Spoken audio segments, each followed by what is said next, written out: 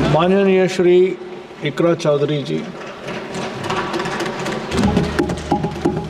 धन्यवाद सभापति महोदय, आपने मुझे इस विशेष चर्चा पर बोलने का मौका दिया।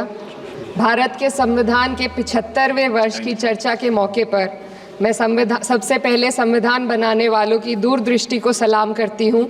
एक युवा सांसद के तौर पर मैं अपनी उम्मीदों को संविधान के साथ जोड़कर खास तौर पर ये बताना चाहती हूँ कि आज हमारे देश में पिछड़े, दलित, अल्पसंख्यक समुदाय को किस तरह अपने संवैधानिक अधिकारों और आज़ादियों की हिफाजत के लिए हर रोज़ मुश्किलों का सामना करना पड़ रहा है। Doctor B.R. अम्बेडकर के कथन से अपनी बात रखना चाहती हूँ। उन्होंने कहा था, मुझे अपने भारतवर्ष पर फक्र है कि जिसके पास ऐसा संविधान है जो लोकतंत्र, समाजवाद और सेक्युलरिज्म को संजोता है। लेकिन आज ऐसा लगता है जैसे संविधान की किताब तो है पर इसे चलाने वालों का ईमान गुम हो गया है। आज हिंदुस्तान में हर वर्ग को किसी न किसी चुनौती का सामना करना पड़ रहा है, मगर अल्पसंख्यक खासतौर पर मुसलमानों पर जो कहर टूटा है वो किसी से छुपा नहीं है। ये लोग सिर्फ अपने मजहबी पहचान की वजह से निशाने पर हैं।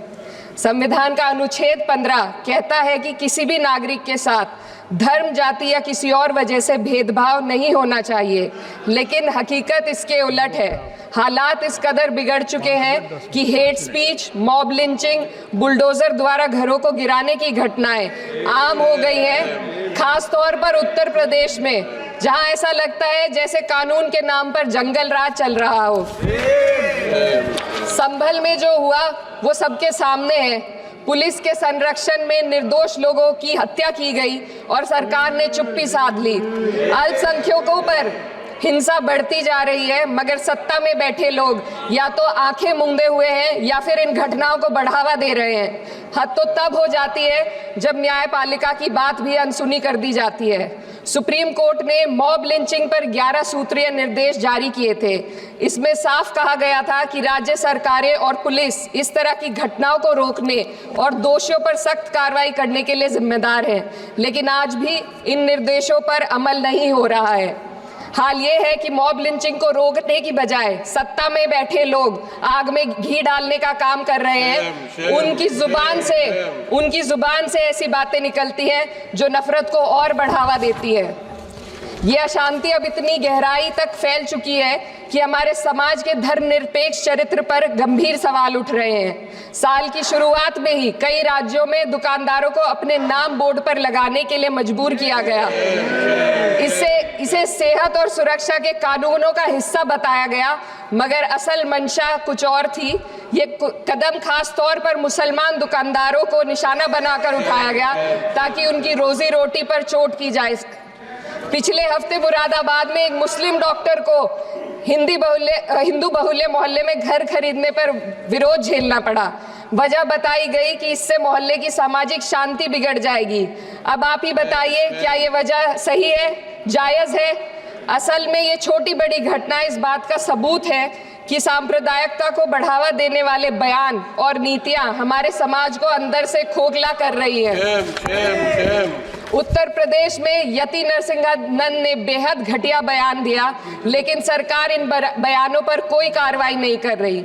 हेट स्पीच न केवल जनमानस के विचारों को प्रदूषित करती है, बल्कि इससे अब संवैधानिक पदों पर बैठे लोगों को भी प्रभावित कर दिया है। अभी हाल ही में माननीय उच्च न्यायालय इलाहाबाद के माननीय न्यायाधीश ने ऐसे बयान दिए जिसका संज्ञान खुद सुप्रीम कोर्ट को लेना पड़ा। संविधान के अनुच्छेद 29 और 30 ने अल्पसंख्यकों को उनके मजहबी और सांस्कृतिक हक दिए हैं ताकि वो अपनी पहचान को बचा सके और अपने संस्थान चला सके, लेकिन आज उन्हीं हकों पर हर तरफ से चोट की जा रही है। वक्फ जैसे बिल लाकर उनके धार्मिक अधिकारों को छीनने की कोशिश की जा रही है। आज अल्पसंख्यक समुदाय को संविधान द्वारा दिए गए अपने बुनियादी अधिकार पाने के लिए लंबी लड़ाई लड़नी पड़ रही है। ऐसे कई मामले अदालत ने न्याय देकर संविधान की रक्षा की है, लेकिन अदालती प्रक्रिया में जो समय लगता है उसकी वजह से देश के सामाजिक ताने बाने को भारी नुकसान उठाना पड़ता है। मिसाल के तौर पर इलाहाबाद हाई कोर्ट ने 2000 2004 के मदरसा एक्ट को रद्द कर दिया था, जिससे मदरसों के संचालन पर सवाल उठे। हालांकि सुप्रीम कोर्ट ने बाद में इस फैसले को पलट दिया और एक्ट को वैध करार दिया, लेकिन इस प्रक्रिया में जो समय लगा उसने अल्पसंख्यकों को बेचैनी और संघर्ष के दौर में डाला है। इसी कड़ी में प्लेसेस ऑफ वर्शिप एक्ट 91 भी आता है और कई अन्य अधिकार, उन्हें भी इसी तरह अदालती लड़ाइयों में उलझाया जा रहा है। ये स्थिति न केवल अल्पसंख्यकों के अधिकारों की राह में रुकावट है, बल्कि justice delayed is justice denied जैसी कहावत को सिद्ध करती है। मैं इस सदन से दुनिया भर के अल्पसंख्यकों की आवाज उठाना चाहती हूँ, खास तौर पर हमारे पड़ोसी देश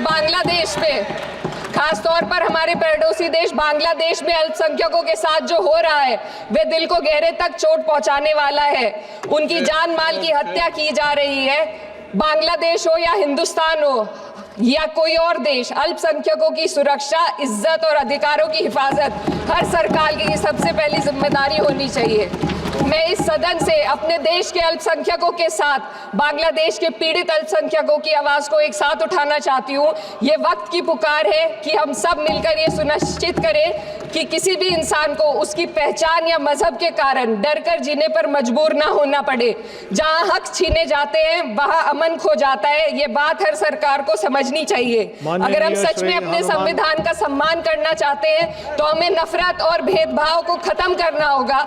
हमें ये दिखाना होगा कि ये मुल्क हर वर्ग, हर जाति, हर धर्म और हर समुदाय का है, और जब तक ऐसा नहीं होगा तब तक संविधान की आत्मा सिसकती रहेगी। सर, अपनी बात को खत्म करते हुए मैं एक शेर अर्ज करना चाहती हूँ।